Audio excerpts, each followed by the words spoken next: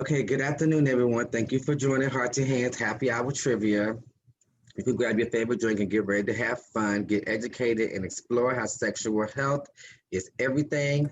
Be sure that you pay attention because we do go live on Tuesdays on Instagram at 3, Facebook at 4, and then on Thursdays we go live at 12 on Instagram, 1 on Facebook. And then once again on Friday is our trivia game. So we'll come back on Friday at 12 on Instagram and 1 on Facebook. We'll give you the questions, or the questions will be posted. The first person to DM us or inbox us on Facebook with the correct answers will receive a $25 Amazon gift card, and we have a couple to choose from. So if you're the winner, they'll give you a couple of options. My name is Kanaya Walker. I'm the lead language to care navigator at Heart to Hand. Just to tell you a little bit about Heart to Hand, we are a 501c3 community-based public health organization.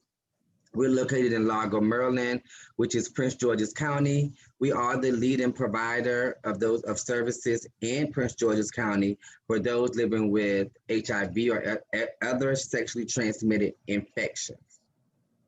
Also, we have numerous services. We're like a one-stop shop. We have a pharmacy. We have a doctor. We provide clinic services. We do STI testing. We have psychosocial support groups. We have a men's group, a women's group, a trans support group, and we also have a transitional group from youth transitioning to adults who are HIV positive. Also, we have a lot of online things that we have going on during the pandemic.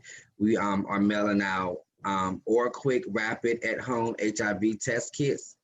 We also are mailing out condom kits, which includes condoms, lube, and some Heart to Hand swag is what we like to call it.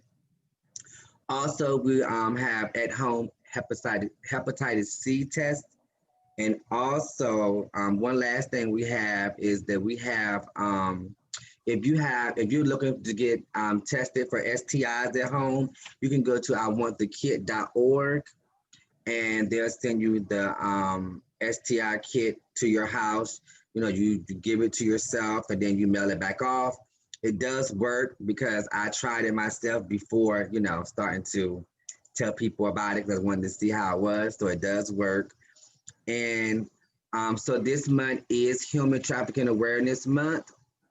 And I have a co-host from the University of Maryland Safe Center, and I let her introduce herself and tell you about the Safe Center.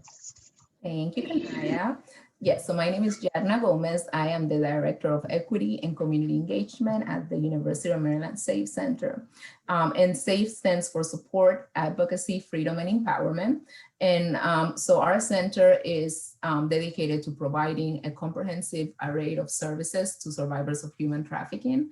We provide bilingual services ranging from legal, mental health, case management, economic empowerment. Through our partnership with the University of Maryland, we're able to do research and advocacy for survivors of trafficking. Our services are located in the DMV, so anyone in DC, Maryland, Northern Virginia as well.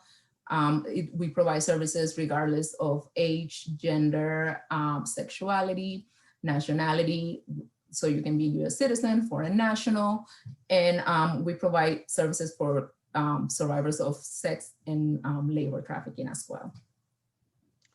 Okay, so on part one, we talked about just like a brief overview. On part one, we talked about what is human trafficking.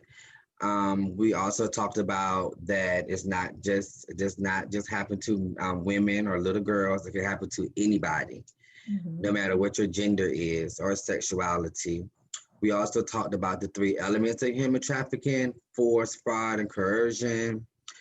We also talked about how do traffickers entrap their victims. And also we talked about where does it happen a lot. So if you want to know about that, you can go back and watch part 1, which was posted on Tuesday. So today we're going to get into part 2. And the first thing I want to go into is, I think we kind of touched on this on on part one, who is most vulnerable to human trafficking? Yeah, I mean, we touch a little bit on it. And, it's always good sort of elaborating a little bit more because people always think, like you mentioned, that it's just little girls or women that are vulnerable to trafficking. And it's basically the the quickest answer is that it's anyone. Yeah. When we go more into it, what we see at the center is that the victims of this crime are in the US are men, women, there can be adult, children, US citizen, and foreign nationals. So that's very important because people think that, especially when it comes to labor trafficking, they think that it cannot happen to US citizens, and that is very, very wrong. It can happen to US citizens as well. We see that traffickers usually prey on people who are vulnerable. Poverty plays a huge role, and oppression plays a huge role on it. It goes back to that systemic racism that we've always encounter in every system. And human trafficking as a crime is very much a crime of oppression as well. So the individuals that we see that are mostly targeted are those that are marginalized, again, race, ethnicity, religion, undocumented. We see a lot of runaway youth because they don't have that supervision, that support that are usually they're usually targeted as well. Anyone in the homeless population is targeted. Our LGBTQ plus population is targeted as well. Substance users, those that are unemployed and have that extreme financial need. Individuals that are lacking those educational opportunities. Impoverished or underserved communities.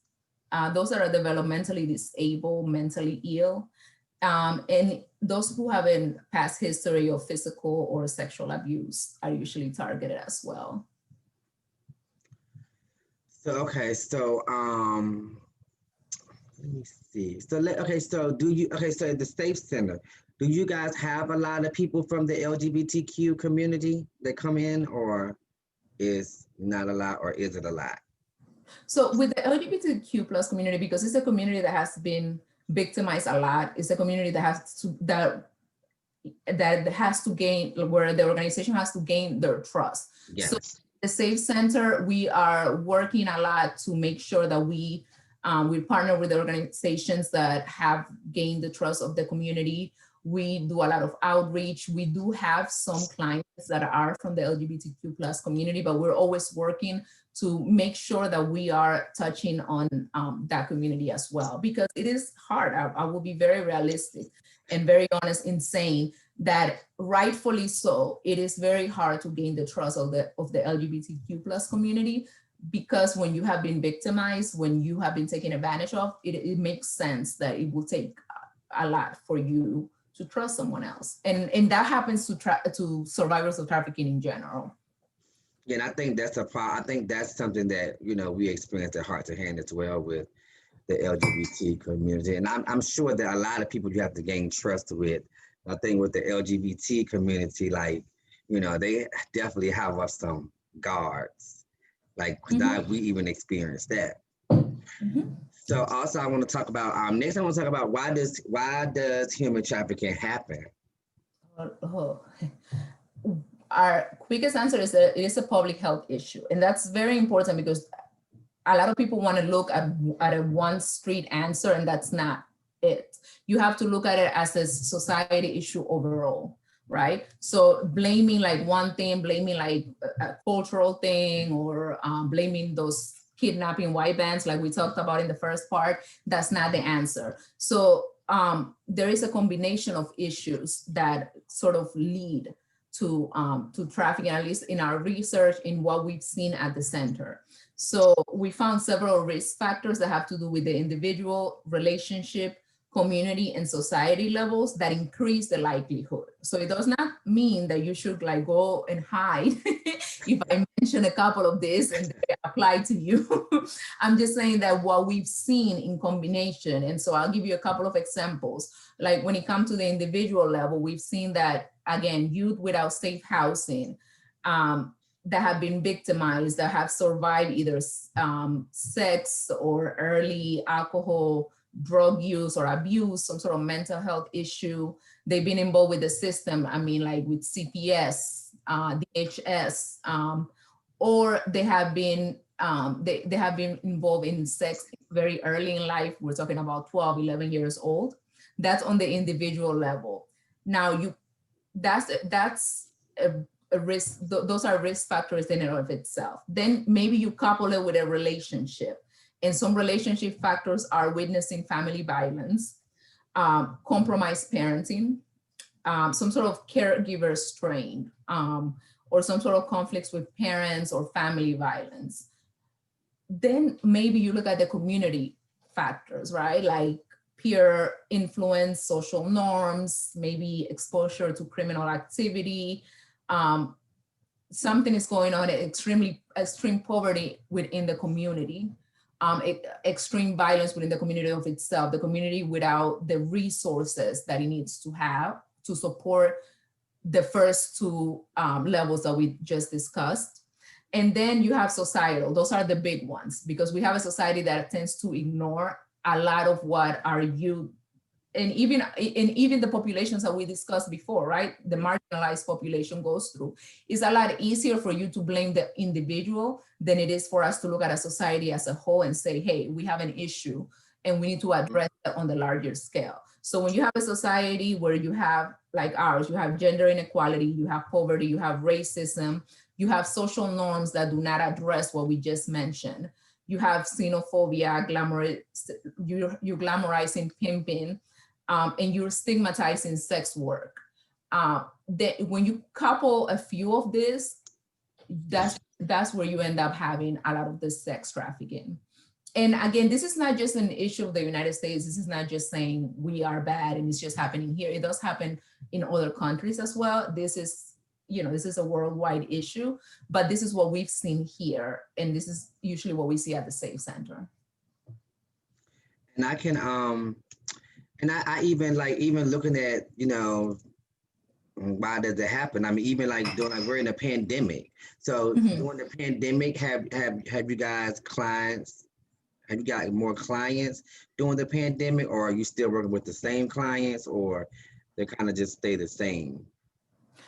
So we have our clients that we're still working with, and and their needs have changed or evolved, as you know, because again, we have clients that already have vulnerabilities that have increased because of the pandemic, right? You had poverty before, now that went to a whole nother level when everything just shut down and your sources of income have been reduced. So we've had to make sure that we step in and give that extra layer of support to make sure that nothing else came in and took advantage of that vulnerability. But what we've seen is that a lot has gone online. It's not like it's decreased. With our youth, we've seen that it's a whole new level of danger because they're online all day. Parents are, now even though they're working from home, they're having to wear like 10 different hats. Parents are now teachers, after school, coordinators. Parents are like doing summer programming, wearing all these hats that are not humanly possible. So we see there's another level of providing that protection, because now the youth do not have those options to go outside that they had before. So that's some of the challenges that we've seen, that our parents are like, I don't know what to do, because keeping them safe online, it's a challenge that's beyond what they don't know how to do it or keep up with it. Yep. So that's kind of it. But before we go into like the resources and things like that, I just want to ask the question. So when clients come into the Safe Center, do you have a lot of people that come in voluntarily, or are they referred? Well, even if they're referred, everyone comes in, voluntarily. Our clients are our bosses. So the first thing, for us, the E is empowerment. So we work for our clients. So a lot of our clients are referred to us by other organizations that know us by, hospitals that they come in and they, so we get a lot of those referrals. We introduce Okay. services. We let our clients know what we have to offer, and then it's up to them. If you feel like there's anything you can take advantage of, we're here. Whether you want to take, whether you want to work with us now, 5 days from now, a month, 2 months, a year, it's on you. We respect that. And we also have clients that call us on their own. We have clients who call about their family members or about a friend, and word of mouth. We do have certain partnerships like ours, and we have partnerships with other departments in Maryland, and when it comes to youth and things like that. So they come in through a different avenues, like the national hotline, which I will give the number to shortly. So we get a lot of clients in a lot of different ways. Okay. So what steps can you take if you believe you or someone that has been trafficked or is in danger of being trafficked? The first one that I always say is, whatever those red flags are, call the national hotline, the National Human Trafficking Hotline, and share with them what those, what is it that's making you think that that person is being trafficked, right? You can call them 24/7, and once you give them those indicators, they'll be able to give you resources and connect you right away. And they will also be able to tell you if this is a situation where you have to call 911 and help you. And if you need to call with them on the line, they'll do that for you. And again, that's one of the few resources that's 24/7. So that's one of their main purposes. And that number is 1-888-373-7888. 1-888-373-7888. They also have the option of texting, which you can do at 233-733, 233-733, or the acronym Be Free. And again, that's if you are in, if you have any fear or you're in danger, you think that someone that you know or yourself are in danger, you can contact the National Human Trafficking Hotline. Okay, so one last thing before we end, can you just talk about like the services that the Safe Center provides? Yep. So again, we provide free direct services to survivors of human trafficking, regardless of age, nationality, gender. We work with survivors of both sex and labor trafficking, and we provide case management, legal services, mental health services. We also provide economic empowerment services as well. We do crisis intervention and counseling. And again, that's free of charge for any survivor of human trafficking. And we do have bilingual services, Spanish and English in-house. But if we have to use the language line for any other language, we use it as well. And to access the Safe Center is just our website, umdsafecenter.org, umdsafecenter.org. Okay, so before we close, I just want to reiterate again about Heart to Hand services. As I stated, as we always state every week, we are still doing the Quick Rapid at-home test kits. They are free. They're about $50 to $60 in the store, but we're mailing them out for free to those living in the DMV area. That's DC, Maryland, and Northern Virginia. Also, we're mailing out the condom kits, which includes condoms, lube, some of the Heart to Hand swag, like we have keychains, water bottles, different things like that. Also, we're offering Hep C testing now, and then also if you're looking to be tested for any type of sexually transmitted infection, you can go to iwanthekit.org. It's a program through Johns Hopkins. They'll mail you out your test kit. You'll do your test kit on your own, as you would like be going to the doctor, because at the doctor now you do it on your own. And you would put it back in the envelope, mail it back out, and they'll send you your results. It's very easy. So those are some of the things that we're offering during the pandemic, and you can find those on our website, hearttohandinc.org, or on our Instagram is H2H Inc., and our Facebook is Heart to Hand Inc. So you can find those resources on there on our Linktree link. So is there anything you want to close out with before we end this? Yeah, so thank you so much for having me, Kanaya. Thank you so much for touching on such an important topic, such as human trafficking, especially during this month. There is always a good month to discuss this. I want to make sure that people are informed, that they're aware, visit the website, make sure that you ask questions, and just, do not trust everything you see on social media, unless it comes from heart to hand. Thank you so much for having me. Thank you. And be sure to come back on Friday for the trivia game. We'll give out the 10 questions, and the winner on Facebook will receive a $25 Amazon gift card, and the winner on Instagram will receive one as well. So thank you for tuning in. Have a good day.